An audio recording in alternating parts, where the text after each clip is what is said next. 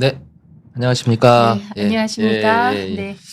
또 무엇이든 물어보세요. 예, 네. 시간이 됐습니다. 네, 예. 일단 각자 소개를 한번 해 볼까요? 예. 네. 저는 순천향병원 신경과 양현수입니다. 예. 네, 안녕하십니까. 저는 한양대학교 병원 신경과 김희진입니다. 네. 예. 잘 지내셨죠? 네, 예. 진짜 예. 우리가 둘이서 원래 이 코너를 지금 진행을 하는데요.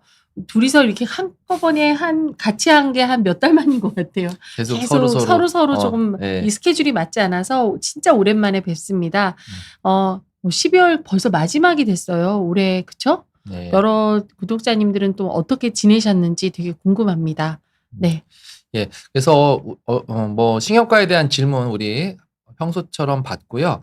오늘은 그래도 조금 어떤 얘기를 해 볼까 하냐면요. 요즘에 약물 치료 말고요. 이 그쵸. 디지털 치료, 그러니까 디지털 치료는 아니겠다. 이게 어떤 테크죠, 테크. 어떤 테크 기반을 베이스로 하는 그런 인지 치료 요런 것들이 좀 나왔잖아요. 그래서 네. 고런 부분에 대해서 한번 간략하게 어떤 것들이 있는지 그냥 좀 소개하는 시간을 좀 갖고 그다음에 이제 질문 예, 받고. 질문을 받는 형태로 네. 하겠습니다. 예. 우선 이제 질문 들어오기 전까지 이제 간단하게 해 볼게요.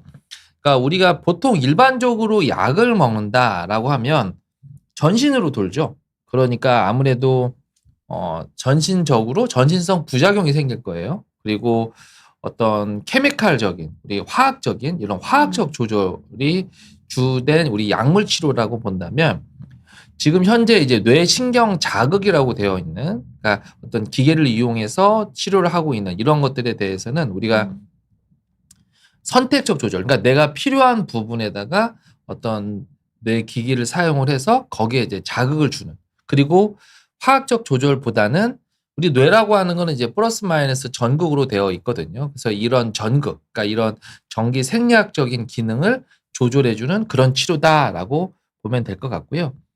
그 치료에 대해서는 크게 이게 인베이시브라는 게 뭐냐면은 좀 침습적, 그러니까 좀 이렇게 많이 수술적인 것도 들어가고 상처도 많이 생기고 이런 어떤 그런 거고요.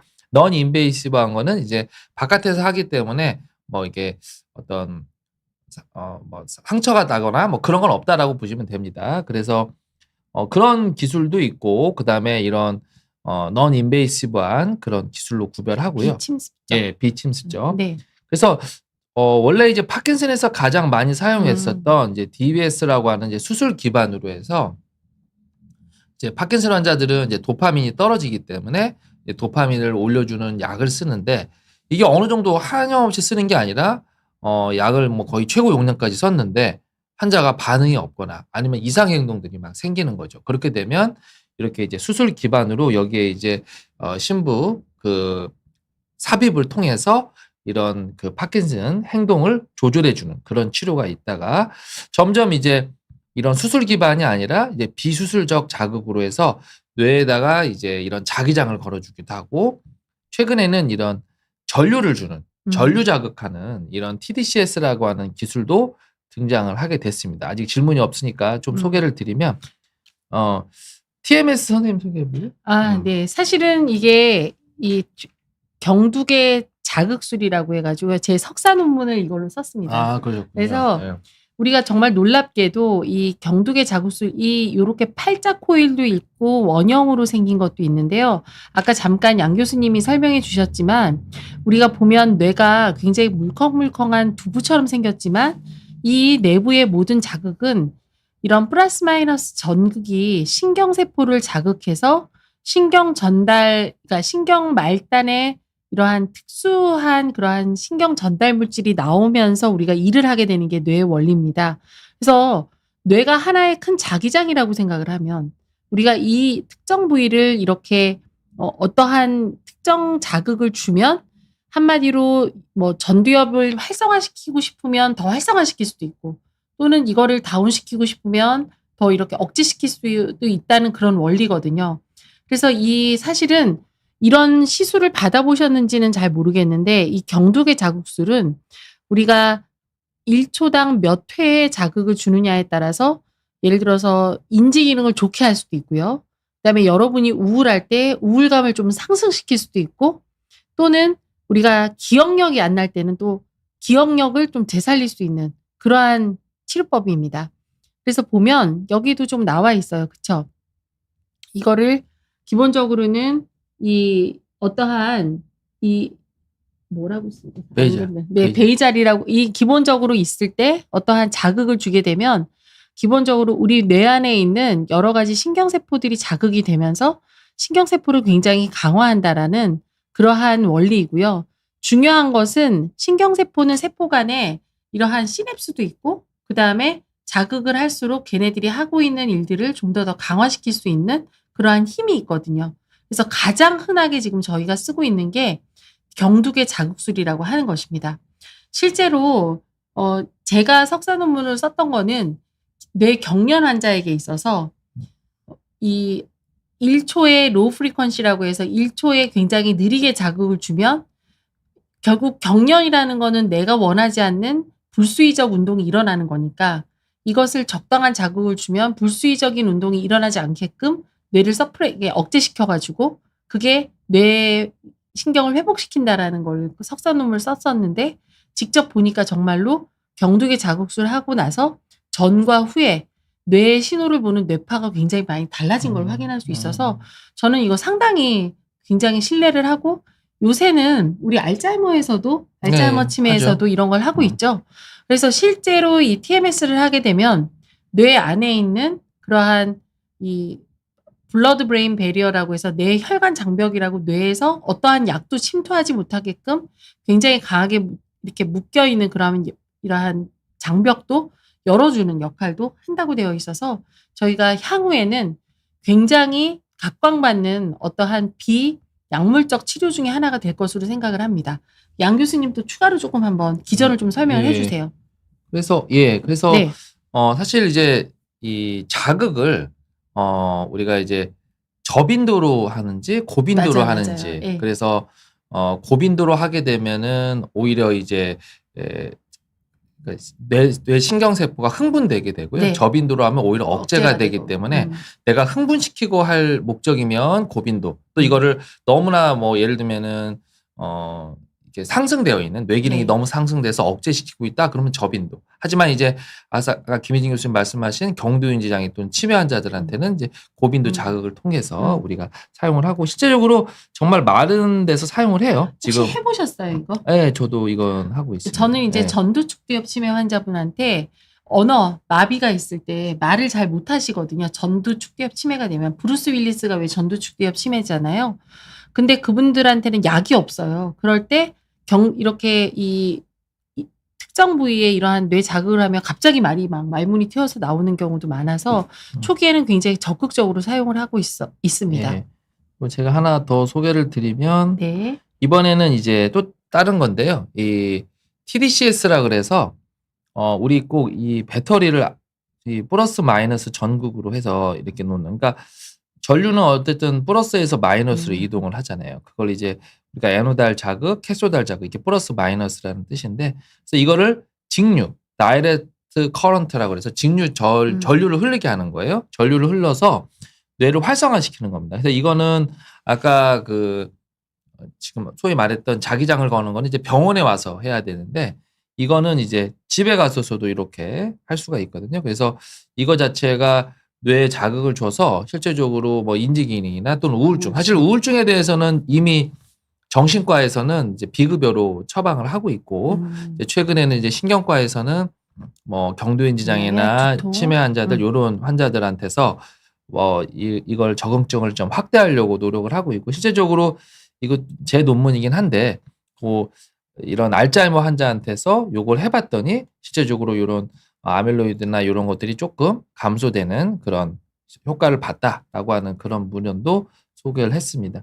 한 가지만 더 소개해 볼게요. 그리고 하나는 이제 최근에 이제 초음파, 저강도 초음파. 아까는 자기장이 있었고, 그다음에 전류 자극이 있었고, 이번에는 이제 저강도 초음파인데, 우리 초음파를 이제 이 뇌 전반 부위, 어떤 부위든 자극을 주게 되면 얘가 이제 우리 뇌에서는 노폐물을 배출하는 우리 글림파틱 시스템이라는 게 있습니다. 이제 그거를 활성화시켜서 실제적으로 우리 뇌의 나쁜 노폐물들을 배출을 도와줘서 우리가 어떤 퇴행성 질환이 뭐 더 진행되지 않게 경우에 따라서는 좀 개선되게 이제 그런 기전으로 뇌의 전반적 유동을 이용해서 뇌 척수를 순환시키고 그래서 노폐물을 배출시켜서 이런 것들을 이제 치료하는 그런 개념으로 나온 거예요. 그래서 뭐 그림상으로는 이게 너무 드라마틱하게 적혀 있긴 하지만 이렇게 아밀로이드 같은 것들이 쌓여 있을 때 이런 초음파를 통해서 이런 것들을 이제 배출시킨다라고 하는 개념이 되거든요. 그래서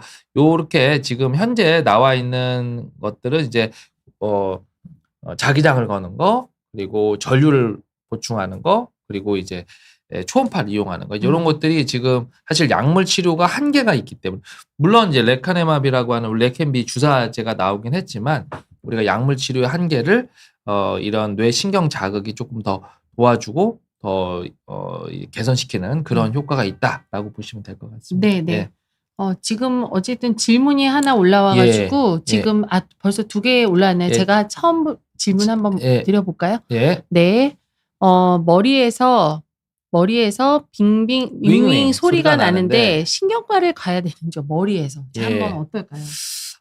좀 어려운데 우선은 이제 귀에서 나면 이명이라고 얘기를 하잖아요. 실제적으로. 근데 이제 실제적으로 머리에서 소리가 날 때 두명이라는 표현도 씁니다. 사실 머리에서 소리가 나는. 근데 소리가 왜 나는지가 중요한데 실제적으로 귀에서 소리 나는 이명의 원리는 우리 귀에서 귀에는 기관이 2개가 있습니다. 그러니까 소리를 듣는 청력기관 그리고 균형을 담당하는 전정기관이 있는데 이 청력기관을 담당 쪽은 달팽이관이거든요. 이 기관으로 혈류에 장애가 생기거나 이럴 때 우리가 이제 이명이 발생한다라고 알려져 있고 실제적으로 그런 개념으로는 이제 머리에서 소리가 나는 것도 뇌 혈류 장애로 설명을 해요. 그래서 우선은 우리가 어떤 뇌 혈류 개선제라든지 이런 걸 통해서 사용을 하긴 하지만 또 다른 면으로는 소리가 난다는 거는 항진되어 있는 거거든요. 그러면은 이 항진된 거를 좀 낮춰줘야 되기 때문에 실질적으로 우리가 이 경기 같은 거 하는 우리가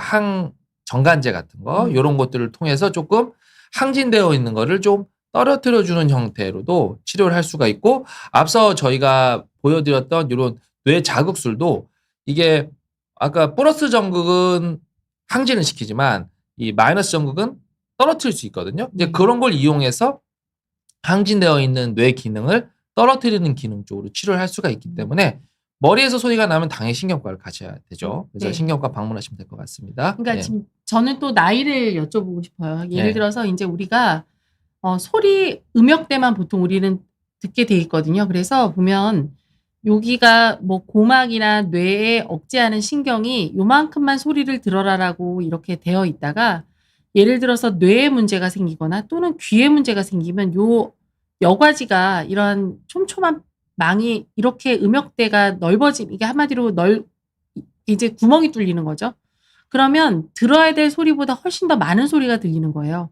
기본적으로 뇌는 엄청나게 많은 소리를 발생시키는 기관입니다. 단지 우리가 소리를 못 느끼는 가장 큰 이유는 우리 뇌가 들어야 될 소리만 들고 들리지 않은 소리를 들리지 않게끔 잘 억제하기 때문인데 그게 약간 문제가 있어서 윙윙 소리가 날 수도 있습니다. 특히나 머리에서 윙윙 소리가 아니라 혹시 나오는 소리가 슉슉슉 이런 소리가 잘 때 난다고 하면 혈관이 굉장히 협착돼서 나는 혈관성 이명 현상일 수도 있으니까 반드시 신경과를 가보셔야 됩니다. 네. 그래서 경동맥 초음파 같은 거 받아보시는 게 중요하고요. 네. 그다음에 정기님께서 파킨슨병에도 경두개 자극술이 도움이 될까요? 라고 물어봤네요. 네, 굉장히 사실은 파킨슨 병에 당연히 아까 전에 고주파는 활성화시키고 그다음에 저빈도 자극은 억제시킨다라고 말씀을 드렸는데 파킨슨 병은 우리가 지금 우리 슬라이드에서 잠깐 넘어가서 보면 이러한 심부에 이렇게 수술 기반으로 해서 전기 자극을 어디다 심냐면 파킨슨 병을 일으키는 도파민이 도착하는 도착 지점에다가 이걸 심어서 자발적으로 도파민 없이도 자극을 시키게 만드는 거거든요. 물론 이러한 자극술을 심기도 하지만 경두개 자극술 같은 경우에는 이러한 하이 프리퀀시가 굉장히 빠른 빈도로 자극을 주게 되면 뻣뻣했던 몸이 좀 풀리기도 하기 때문에 사실은 이거는 우리가 약물이 아니니까 비교적 양방 그다음에 한방 선생님들이 파킨슨 환자한테 주기적으로 치료를 하고 있습니다. 그래서 어쩌면 이제 기본적으로 아셔야 될 거는 파킨슨 병이라면 도파민이 부족한 병이기 때문에 1차 치료는 뭔가요? 약이죠. 결국은 약이죠. 예, 도파민을 넣어줘야죠. 넣어줘야 되고요. 이러한 것들은 한마디로 약간 보조적인 그러한 치료법이라고 생각을 하시면 됩니다. 네. 다음은 자다가 새벽에 일어나면 양팔이 심하게 저릴 때가 있습니다. 팔이 눌린 자세도 아니고 항상 반듯하게 누워 자는데 왜 그런지 궁금합니다라고 네. 했네요. 이것도 제가 설명을 예. 일단 드릴까요? 크리스마스 아일랜드 님이 혹시 몇 살이시고 여자분인지 남자분인지 좀 궁금하세요. 자, 양 교수님은 저거 뭐 때문인 것 같아? 3, 2, 1. 답변. 네. 저건 사실은 이제 왜 그러냐면요. 지금 가장 흔한 경우는 수근관 증후군이라고 해서 손목 터널 증후군이라는 게 있어요. 여기 잘 안 보이네. 여기가 우리가 굉장히 중요한 신경이 이렇게 가는데요. 중요한 신경이 가니까 여기에 인대로 꽉 잡고 있거든요. 근데 이렇게 설거지 같은 걸 하거나 아니면 우리 컴퓨터 이런 자판 마우스 같은 거 많이 하게 되면 여기가 많이 쓰니까 우리는 몸을 많이 쓰면 그쪽이 더 커지거든요. 이게 두꺼워지면서 신경을 누르는 경우가 많습니다. 그래서 혹시 저린 게 이렇게 하나, 둘, 셋, 4개 정도 손가락까지 저리면서 이렇게 위로 올라오는 형태라고 하면 대부분의 경우가 수근관 증후군, 손목 터널 증후군이 가능성이 많습니다. 지금 보시면 자다가 새벽에 일어나서 반듯하게 누웠다고 하시거든요. 반듯하게 누워 있으면 당연히 이게 더 눌리면서 손으로 가는 정중신경이 더 눌리면서 그런 증상이 나타날 수 있습니다. 우리가 자가 테스트 가르쳐 드릴게요. 우리가 팔렌 테스트라고 해서 이렇게 했을 때 저릿저릿한 게 더 나타나거나 아니면 손목의 여기 부분을 두드릴 때 더 쩌릿쩌릿한 느낌이 난다고 하면 이게 틸렌 사인인가? 그렇죠? 네. 그러면서 우리가 수근관 증후군, 손목 터널 증후군을 확인할 수 있으니까요. 이거는 어떻게 하면 되냐면 이렇게 손을 털어주시거나 또는 이렇게 손을 보면 이런 식으로 이렇게 해주시면 여기가 이게 이 정중신경을 누르고 있는 게 이렇게 벌어지면서 조금 덜 아파지거든요. 그리고 가장 중요한 게 목뼈의 디스크의 문제가 아닌지 목뼈 엑스레이를 찍어보셔야 되고 중요한 거는 또 혹시 살이 있다고 하면 약간 체중 감량도 도움이 됩니다. 나중에는 이게 결국 정중신경이란 만약 수근관 증후군이라고 하면 저림 증상뿐만 아니라 사실은 나중에는 이 손가락이 다 원숭이처럼 이렇게 말라요. 그러면 그때는 우리가 여기를 이렇게 잘라주는 수술을 해야 되니까 요것도 한번 신경과에서 신경전도 검사와 근전도 검사를 권유를 드리도록 하겠습니다. 예, 네. 다음 질문 한번 보겠습니다. 예, 질문 좀 띄워주세요. 머리에 머리에 전류가 흐르는 느낌이 1, 2초 어쩌다 느낍니다. 이미자님께서 네, 한번 뭐 찌릿찌릿한 그런 느낌이잖아요. 그래서 이게 뭐 지속되는 게 아니고 이제 가끔 이제 1, 2초 정도 찌릿하고 좋아지고 하는 거라고 한다면은 그러니까 이제 자세도 중요할 것 같긴 한데요. 보통 그냥 통증이 아니라 이렇게 찌릿찌릿한 전류가 오는 통증은 신경병성 통증이거든요. 그래서 사실 뭐 이럴 때 우리가 많이 쓰는 말이 지금 아래 분이 써져 있는데 3차 신경통 얘기 많이 하거든요. 그래서 3차 신경통 자체가 이게 뭐 안면으로도 오기도 하지만 이 목 뒤쪽으로 가는 이쪽 신경들도 있기 때문에 요런 경우에는 한번 신경과 방문하셔 가지고 뭐 우선은 혈관 초음파도 한번 해 보고 약간 목 디스크 같은 것들은 없는지 요런 것들을 한번 볼 필요는 있을 것 같습니다. 이게 머리에 뭐 뇌 종양이 있거나 어떤 뇌졸중이거나 이런 통증으로 오는 건 아니니까 걱정하실 필요는 없습니다. 예. 네. 그다음에 3차 신경통 진단을 받았는데 수술과 약물 중 어떤 거를 권유하시나요? 라고 했는데요. 예. 네, 빵 굽는 로키님께서 조금 3차 신경통은 굉장히 고통스러운 질환이에요. 왜냐하면 밖으로 보이는 거 없이 사실은 여기 3차 신경이라는 게 요 귀 쪽으로 해서 우리 안면에 있는 감각이 3개의 분지를 가지고 이마, 뺨, 턱으로 이렇게 나눠져 있거든요. 그래서 그 중에 하나가 뭔가 자극이 받아서 관련된 데가 굉장히 심하게 아픈데 양 교수님께서 설명해 주신 것처럼 이것도 신경통이기 때문에 사실은 수술로 별로 해결될 부분은 아니고요. 이제 약 중에서 우리가 결국은 신경이 원래 아프지 않아야 되는 자극에도 자발적으로 계속 통증을 일으키는 거라서 우리가 결국은 억제시키는 이 신경을 억제시키는 그러한 약들이 들어가게 되고요. 대부분 처음에는 항경련제, 항전간제라고 하나요? 요즘에는 항경련제로 이렇게 됐던 프리가발린, 그다음에 가바펜틴 이런 게 가바를 자극하는 가바에 관련된 약인데 그러한 것들의 약물이 굉장히 도움이 되고요. 그다음에 카바마제핀이라는 거라든지 그다음에 아미트리틸린 같은 그러한 약들도 보통은 아주 소량으로도 좋아질 수가 있고 그다음에 또 이게 결국은 어떠한 원인인지 명확하지 않은데 3차 신경통이 생기는 경우에는 운동이나 체중 그다음에 근육을 조금 풀어주는 이완도 상당히 도움이 됩니다. 그래서 그런 것들을 좀 확인하시면 될 것 같아요. 네, 좋은 말씀이십니다. 예. 아버지가 8년 전 50대 후반에 네, 뇌경색이 발병을 해서 인지 언어 능력이 떨어져서 혈관성 치매 진단을 받고 아리셉트, 메만틴 최대 용량 드시고 있어요. 중증 네. 치매인데 앞으로 쓸 수 있는 약이 있는지요? 뇌경색은 재발률이 얼마나 되는지요? 라고 하셨는데요. 너무 또 젊은 나이시에 뇌경색이 오셨는데 아무래도 뇌경색 온 자리가 왼쪽인 것 같아요. 그러니까 좌측에 뇌경색이 오게 되면 우리 뇌는 왼쪽 뇌와 오른쪽 뇌가 있죠. 그래서 왼쪽 뇌는 이렇게 언어와 약간 인지, 그러니까 말하는 거와 이런 거와 관련이 돼 있고 반대편 오른쪽 마비가 오고요. 오른쪽 뇌는 아무래도 공간 능력이라든지 이런 시각과 관련이 되어 있고 요게 이제 반대편 왼쪽에 마비가 오는데 아무래도 이제 아마 좌측에 뇌경색이 발생을 하면서 이제 인지나 언어 능력이 떨어지고 보통 혈관성 치매라는 거는 이런 뇌경색이 발병하고 나서 6개월 뒤에 측정을 해봐서 6개월 이후에 인지 저하가 있으면 우리가 혈관성 치매라고 진단을 내리는데 혈관성 치매 사실 입증된 약은 없어요. 우리가 이제 지금 여기서 말하는 아리셉트나 메만틴 같은 약제들은 알츠하이머 치매 치료제이긴 합니다. 하지만 혈관성 치매도 어쨌든 기전상 아세틸콜린이라고 하는 신경 전달 물질이 감소할 수 있기 때문에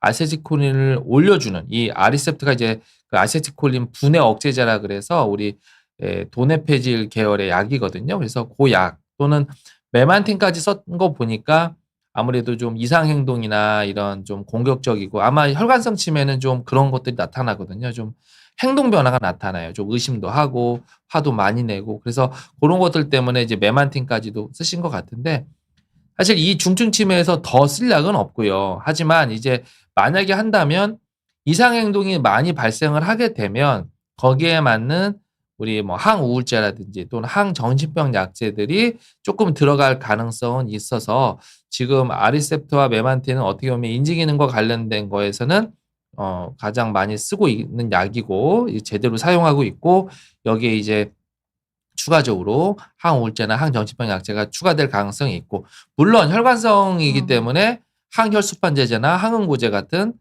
근본적인 치료는 이루어져야 되겠죠. 그래야지 뇌경색 재발이 안 되는 거죠. 재발률이 얼마나 되냐 이건 알 수는 없습니다. 뇌경색을 아무리 약을 먹어도 100% 예방을 할 수는 없기 때문에 항상 뭐 약 잘 드시면서 관리 잘 하시는 게 중요할 것 같습니다. 네. 예. 제가 다음 예. 질문 해볼게요. 예. 사경증으로 보톡스 치료를 한 지가 4년이 넘었습니다. 사실은 떨리는 증세가 나빠지진 않았지만 또 나아지지도 않습니다. 사경증도 완치가 될 수 있나요? 이렇게는 사실은 이제 토티콜리스라고 하는 건데 근육이 비정상적으로 너무 과한 반응이 나타나서 자꾸 돌아가는 건데요. 대체적으로는 한번 생기면 잘 없어지진 않습니다. 그런데 오히려 지금 담당 주치의 선생님이 누구신지 모르겠는데 사실은 저게 사경증에 대한 약을 쓰려면 신경이 너무 과하니까 그걸 다운시키기 위해서 굉장히 진정제계통을 많이 쓰기도 하고 근이완제도 막 세게 쓰고 그다음에 이런 벤조다이아제핀이라는 약도 많이 쓰기도 하는데 다행히도 좋은 명의를 만나셔서 보톡스 치료를 하신 것 같아요. 그래서 보톡스가 아마 처음 맞았을 때는 굉장히 효과적이었을 텐데 지금은 아마 그 기간도 짧아지고 용량도 많아졌을 거라고 예측을 합니다. 하지만 그래도 약물보다는 보톡스 치료가 들을 수 있다면 보톡스 치료 계속 맞으시면서 이것도 일종의 우리가 손떨림 있는 것처럼 긴장을 하거나 어떤 시민적인 원인에 의해서 더 악화될 수가 있으니까 오히려 사실은 뭐 자기를 좀 완화시킬 수 있는 긴장도를 완화시킬 수 있는 그러한 적절한 운동과 그다음에 명상 이런 게 오히려 더 도움이 될 수도 있습니다. 그래서 사경 몇 살부터 생기셨는지 모르겠는데 이게 한 번 생기면 잘 없어지는 않는다고 알려져 있습니다. 그렇죠? 예, 그러니까 뭐 완치의 개념보다는 그냥 조절하는 병이라고 생각을 하시는 게 좋아요. 네네. 그래서 약으로 하게 되면은 아무래도 뭐 사실 과량의 약 또 그런 약재들이 이렇게 뇌에 썩 좋지는 않기 때문에 네. 그런 것보다는 이제 보톡스를 통해서 네. 이제 어쨌든 근육이 항진돼서 이제 돌아가 버리는 거기 때문에 거기에 이제 마비를 줘서 원래 상태로 만드는 그런 형태이기 때문에 근데 보톡스가 한 번 하는 게 아니잖아요. 이제 몇 개월에 한 번씩 계속 주사를 맞긴 해야 되는데 그래도 그렇게 조절하시는 게 중요할 것 같습니다. 네. 다음은 정형외과에서 다리 저림으로 프레가발린 75mg을 처방을 받았네요. 그리고 10일째 먹고 있는데 멍한 느낌과 다소간의 어지러움이 있습니다. 그래서 어지럼 증상 호전된 후 약을 안 먹게 되면 이런 증상은 없어지는지요? 단약 시 금단 부작용이 있을 수 있다고 하던데 한 번에 끊어도 되는지 점진적으로 줄여가야지 질문 드립니다라고 했는데요.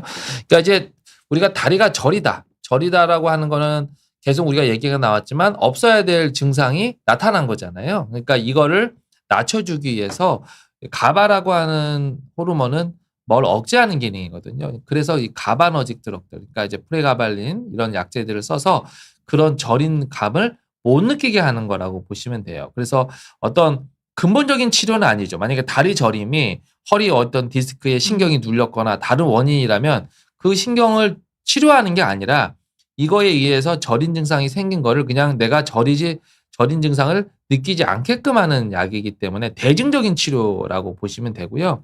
근데 이 약의 부작용이 처음에는 이게 이제 정관제. 간질이라는 말을 잘 안 쓰는데 그러니까 간질약이었어요. 그래서 항정관제라고 표현해요, 요즘엔. 그러다 보니까 항정관제는 경계하는 걸 못하게 하는 거니까 어때요? 이게 약이 이렇게 깔아앉히게 되겠죠. 그러다 보니까 좀 예민하신 분들은 좀 멍하고 좀 어지럼증, 뭐 자연스러운 부작용이거든요. 그래서 이런 경우에는 사실 이 증상이 심하면 용량이 사실 프리가발린이 25ml, 50ml, 75, 뭐 150, 300, 뭐 많아요. 그러니까 75ml를 먹고 있는데 너무 멍하고 일상생활에 안절 정도 되면은 한 50ml로 이렇게 줄이셔서 조절하셔도 되고 그리고 이제 조절을 하는데 아까 말씀드린 것처럼 근본적인 치료가 안 되면 이 약을 끊기가 쉽지 않습니다. 약을 끊으면 다시 저릴 가능성이 높기 때문에 그래서 그렇게 돼야 되고 만약에 근본적으로 어떤 치료가 이루어졌을 때 이 약을 끊는다라고 한다면 한 번에 끊으면 안 되고 서서히 좀 테이퍼링해서 75에서 50, 뭐 25 요렇게 해서 줄여나가면서 끊으셔야 된다라고 보시면 될 것 같습니다. 그러니까 이제 가장 중요한 게 아까 정말 잘 짚어주셨는데요. 원인이 반드시 있어요. 이거는 한마디로 증상 치료인 거지 원인을 뿌리 뽑는 건 아니거든요. 그러니까 다리 저림이 왜 왔는지 내과적으로 혹시 당뇨나 다른 문제가 없는지 또는 정형외과적으로 허리 같은 데가 눌린 게 아닌지를 확인을 해주시고 오히려 다리 저림을 해결을 하려면 약은 필요할 때 필요시 복용으로 드시고 그 원인을 제거하기 위한 다른 방법이 훨씬 더 중요할 것 같습니다. 네. 네. 다음 질문 할까요? 예. 오늘은 또 질문이 되게 많으네요. 네. 다음은 유튜브를 보다가 우연히 루게릭병에 대해서 알게 되었는데요. 무서운 병이더군요. 치료법은 없나요? 잘 아시는 거. 그쵸. 저희 이제 한양대병원이 루게릭 센터가 대한민국에서 가장 큽니다. 그래서 전국에 있는 루게릭병 환자가 저희한테 오는데요. 우리가 신경은 이게 다른 말로는 이게 운동신경 원성 병이에요. 그게 뭐냐 하면 우리 신경은 감각을 느끼는 감각신경, 그다음에 운동을 하는 운동신경이 있는데 그 운동신경을 내보내는 그 근원적인 뿌리의 병이 들어서 운동신경이 말라가는 거예요. 근데 생각을 해보세요. 우리 운동은 뭘 하느냐? 사실은 눈 뜨는 운동, 말하는 거, 숨 쉬는 거, 소화시키는 거, 팔다리, 그다음에 걷는 거 이게 모두 다 운동신경이거든요. 그래서 사실은 이 루게릭병은 어느 운동신경이 영향을 받느냐에 따라 증상은 다른데 뭐 다리부터 오는 사람, 팔 오는 사람, 입부터 오는 사람 되게 다양하게 있습니다.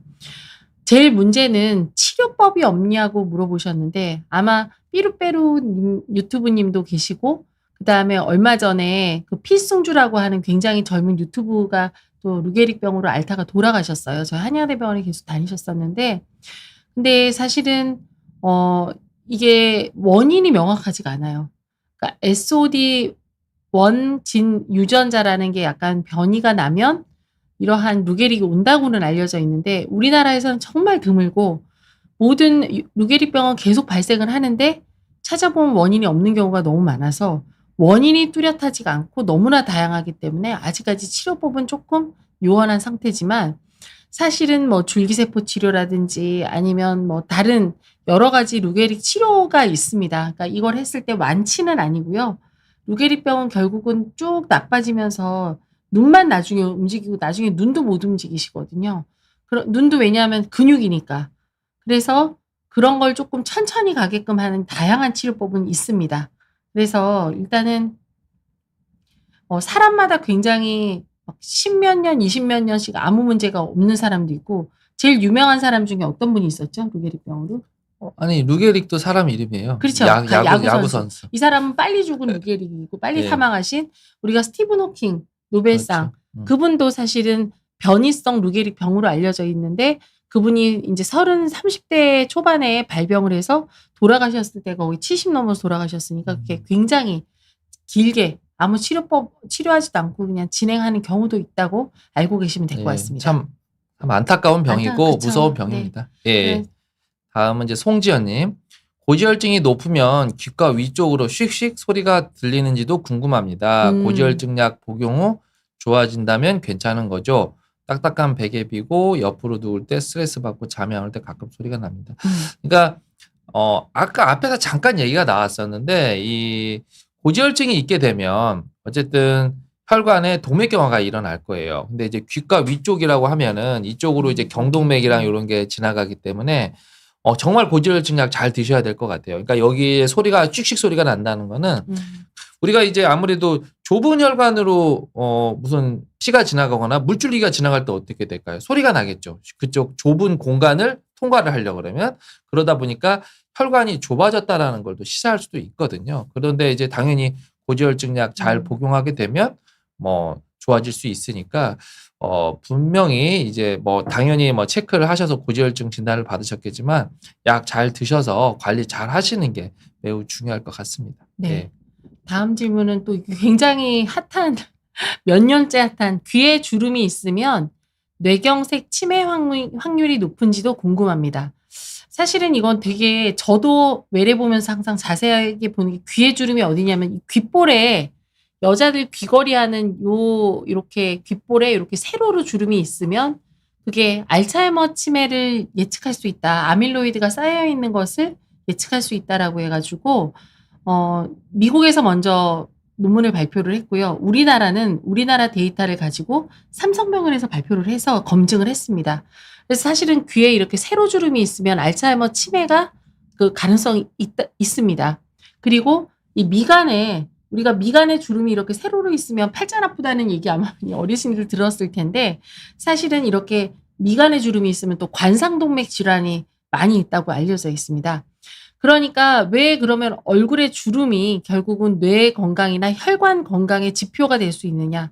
왜 그러면 가장 중요하게 우리가 이 피부가 몸이 난자와 정자가 만나서 그걸 우리가 수정란이라고 하는데 수정란이 난하를 거듭해서 외배엽, 중배엽, 내배엽으로 발생이 됩니다. 그러면 외배엽에서 그러니까 우리가 내배엽에서 만들어지는 게 장, 그다음에 중배엽에서 만들어지는 게 이러한 뼈랑 근육이라면 우리가 외배엽에서 만들어지는 게 바로 피부와 그다음에 뇌신경입니다. 그래서 사실은 여러분들이 얼굴에 주름 썼어. 보톡스나 콜라겐 이런 거 맞지 마시고 뭘 해야 되냐고요? 뇌가 건강하시면 얼굴이 또 이 주름이 없어집니다. 그래서 여러분들이 쭉 보시고 내가 갑자기 이상한 곳에 주름이 생겼다라고 하면 혹시 나의 건강의 적신호가 아닌지 꼭 한번 확인해 보셔야 됩니다. 예. 네. 그래서 건강을 위해서는 상대편 얼굴을 잘 보고 자기 얼굴을 네. 잘 들여다봐라라고 네. 얘기를 하죠. 주름이 좀 있으신가요? 주름 있나요, 나? 네. 아니요. 귀에 주름 없습니다. 네. 예. 달세미님, 이명 치료도 신경과에서 하나요? 예. 이명도 신경과에서 보긴 보는데 우선 이명이라고 하면 이제 청력과도 관련이 돼 있기 때문에 이비인후과 진료를 원칙으로 하시고 네. 그리고 이제 신경과에 가셔도 아마 청력 검사를 하시긴 할 텐데 음. 저는 이제 이비인후과를 먼저 선호합니다. 그리고 나서 그쪽에서 해결이 잘 안 될 때 신경과를 방문하시는 게 좋을 것 같습니다. 네. 예. 네. 그리고 그다음에 김치치즈 피자님이 음. 어떤 날은 관자놀이가 찌르는 것처럼 아프고 어떤 날은 머리가 무겁게 눌리는 느낌이래요. 느낌이에요. CT, MRI 한번 찍고 정상이라면 이후에 두통이 바뀌어도 다시 검사할 필요는 없는 건가요? 김치치즈 피자님이 나이가 이제 몇 살이신지 모르겠는데 처음에 관자놀이가 찌르는 듯한 느낌도 혈관성 두통하고는 조금 거리가 멀고요. 그다음에 또 하나는 머리가 무겁게 눌리는 느낌이라는 거는 대부분 근육 긴장형 두통일 가능성이 많습니다. 그래서 대부분은 이 목 뒤에 이러한 이 두피 근육과 관련돼 있는 근육이 너무 긴장돼서 생기는 증상이기 때문에 오히려 스트레칭 같은 걸 할 필요는 있고요. 만약 나이가 65세 이상이고 이전에 이런 적이 없다라고 하면 사실은 CT, MRI를 찍는 게 아니라 혈관 쪽을 조금 보실 필요는 있어요. 왜냐하면 뇌혈관 동맥류라든지 경동맥 협착증 같은 게 있을 수 있기 때문에 혈관 상태를 한번 확인하는 건 굉장히 중요하고 이상이 없다라고 하면 두통이 지속이 돼도 크게 걱정은 안 하셔도 될 것 같습니다. 예. 이전에 저희가 두통과 관련돼서 한번 이렇게 다뤄봤었기 때문에 네네. 아마 들어보신 분들은 이 내용을 아실 것 같습니다. 저희가 네. 한번 2026년에는 두통도 한번 하죠. 한번 해야 네. 되겠네요. 예. 다음은 클리어 캐스트님께서 손발저림이 저리다기보다는 묘하게 불편한 느낌입니다. 찌르는 것도 아니고 감각이 둔한 것도 아닌데 계속 신경이 쓰여요. 이런 애매한 감각 이상도 신경 손상으로 볼 수가 있나요? 라고 했는데 우선은 뭐 저리고 뭐 찌릿하고 뭐 이런 것들은 의미가 있는데 이제 불편하다라고 하는 게 이제 어떤 느낌인지가 중요한데 내가 정상적이지 않은 느낌이 들면 이거는 저리거나 찌르는 거나 불편하거나 다 같은 계통이라고 보시면 돼요. 어쨌든 이상 감각이 있는 거기 때문에 혹시 당뇨가 있는지는 잘 모르겠지만 이제 가장 흔한 경우는 이제 당뇨 같은 것들이 있어도 손발 저림이 생기고 그다음에 불편한 느낌 같은 경우에 앞서 나왔던 손목 터널 증후군 같은 것들 이런 것들도 원인이 되고 또 목 디스크도 원인이 되기 때문에 그냥 애매한 감각 이상이니까 괜찮겠지라기보다는 이런 불편한 느낌이 나타난다고 하면 검사를 받아보시는 게 좋고 만약에 이게 양쪽 손이나 양쪽 발이다라고 하면 오히려 이제 신경소리보다 내분비 호르몬. 그렇죠. 네. 크게 사실 걱정할 건 없고요. 당뇨라든지 내분비 질환이라든지 뭐 그런 쪽인데 한쪽 팔 다리가 저리다라고 한다면 그건 또 머리하고도 관련이 돼 있을 수 있으니까 그거는 이제 신경과에 방문하셔서 머리 사진을 확인해 볼 필요는 있을 것 같습니다. 네, 예. 좋습니다. 네, 그다음 질문 한번 볼까요? 네. 생각 많은 밤. 네, 네. 밤. 예전보다 말이 바로 안 떠오르는 느낌이 큽니다. 이름이나 단어가 혀끝에서 맴돌다 한참 후에 생각이 납니다. 단순 건망증일지 모르겠습니다. 생각 많은 밤님이시니까 아무래도 밤에 야간에 일단 좀 잠은 좀 불면이 있지 않을까 싶긴 합니다. 사실은 우리가 저러한 말이 혀 끝에서만 맴돌고 밖으로 나오지 않는 게 팁 오브 텅이라고 해서 우리 알츠하이머 초기에 그러한 에이노믹 에이파자라고 해서 명칭 실어증이 오게 됩니다. 그럴 때 흔하게 있을 수 있는 증상입니다.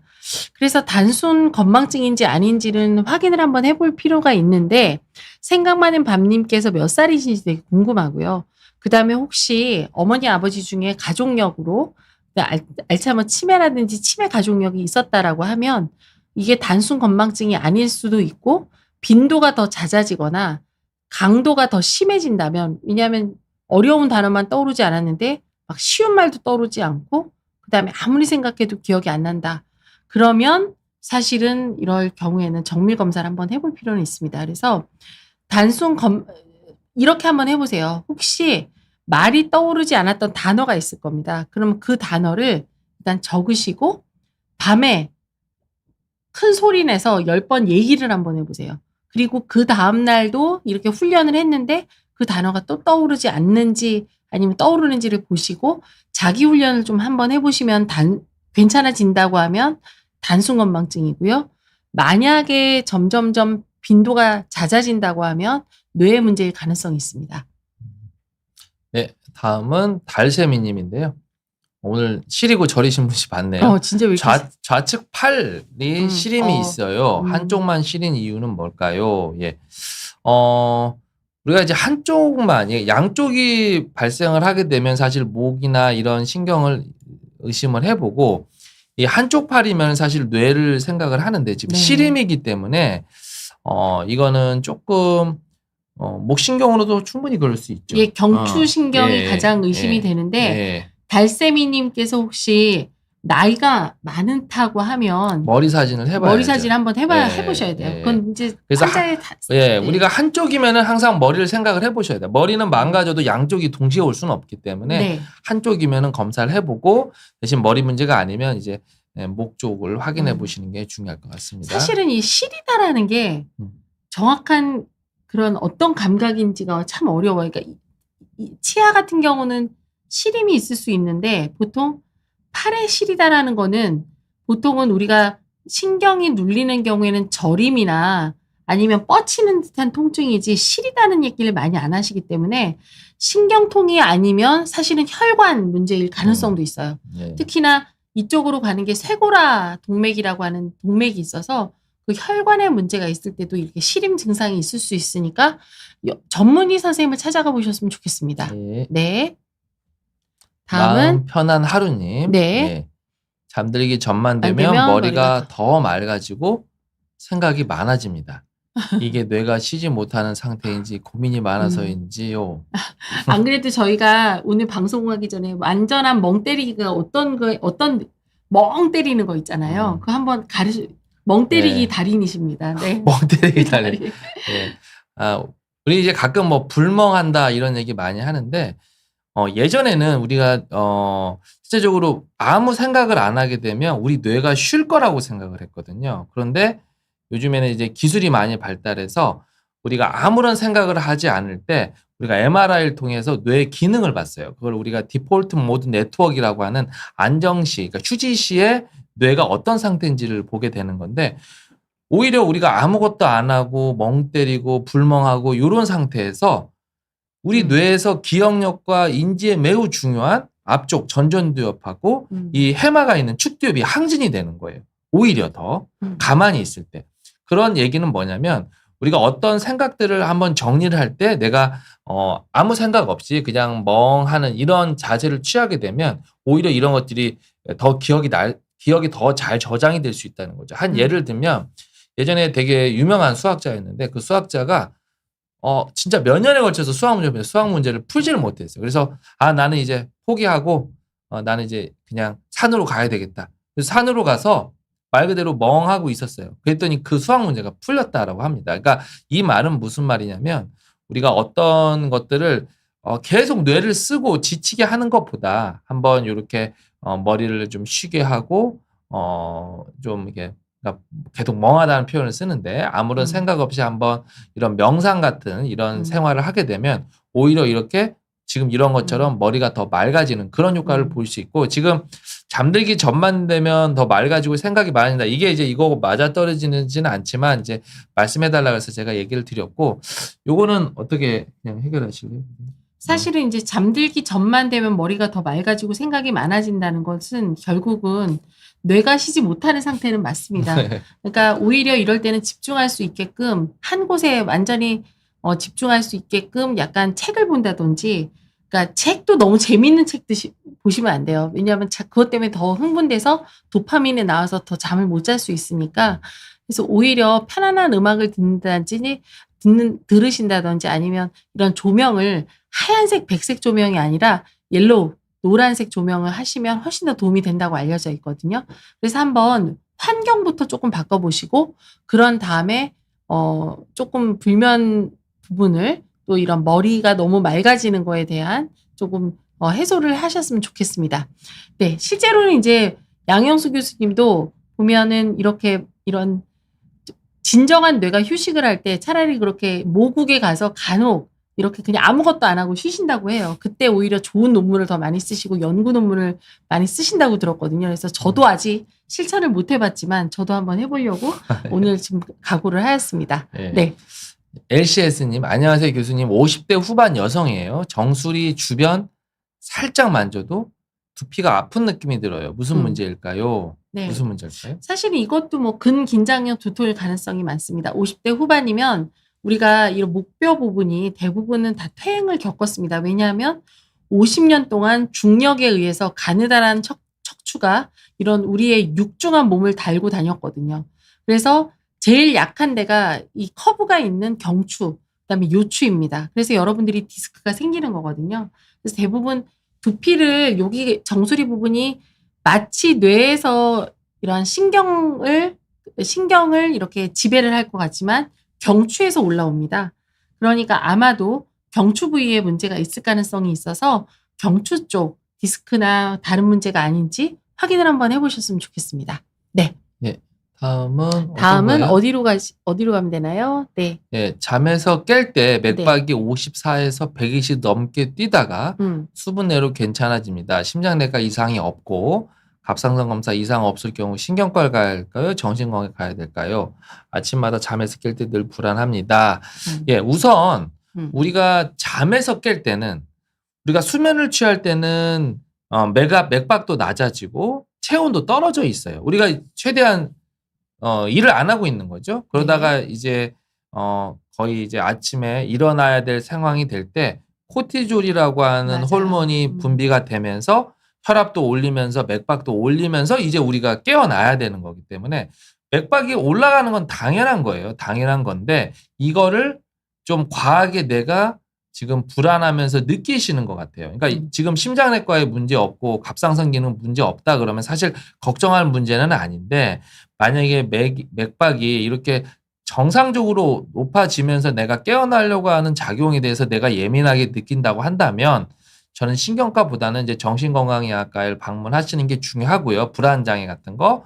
그리고 경우에 따라서는 이 맥이 너무 올라갈 때는 약간 이 우리 안정제 성분에서 맥을 좀 낮춰주는 그런 약도 있습니다. 이 우리 프로프라놀 계열의 약을 써서 실제적으로 맥도 좀 낮춰주고 불안도 좋아지게 해줄 수 있으니까 저는 한번 정신건강의학과를 한번 더 방문하시는 게 좋을 거라고 생각이 됩니다. 우선 다른 검사 다 정상으로 나오셨기 때문에요. 네. 예. 천천히 살자님. 네. 교수님 아버지가 나이 드시고 부쩍 화가 많아지시고 성격이 왔다 갔다 하신다고 해야 할까요? 그래서 정신과에 갔더니 우울증은 정상이라고 했네요. 우선 3일치만 우울증약 우울증 증상이라고 했나? 우울증 증상이라고 그랬을 것 같아요. 하시면서 증상이라고 했다 네. 했을 것 같아요. 우선 하지만 3일치만 받아왔는데 아버지는 그러니까 우울증이라고 했는데 아버지는 정상이라고만 생각해서 안 먹는다. 이러세요. 괜찮을까요? 라고 했네요. 네. 글쎄요. 제 생각에는 아버지가 나이 드시고 화가 났다고 하면 예전에 한번 우울 에피소드가 없었다고 하면 저거는 사실은 뇌 퇴행의 1차적인 원인일 가능성이 있거든요. 지금 말씀하셨던 것처럼 전두엽 기능이 떨어지게 되면 이러한 성격을 컨트롤하는 게 약해져 가지고 특히나 이렇게 성격도 왔다 갔다 하고 부쩍 화가 날 수가 있는데 사실은 이렇게 노년기 우울증은 있는 것 자체가 있으면 2-3배 정도 알츠하이머 치매가 생긴다고 알려져 있고 알츠하이머 치매의 한 60% 정도가 초기가 마치 우울감처럼 표출이 된다고 되어 있어서 저는 사실은 단순 우울증이라기보다는 아버지가 75세 이상이라고 하면 전문적인 검사를 한번 받아보셨으면 좋겠습니다. 예.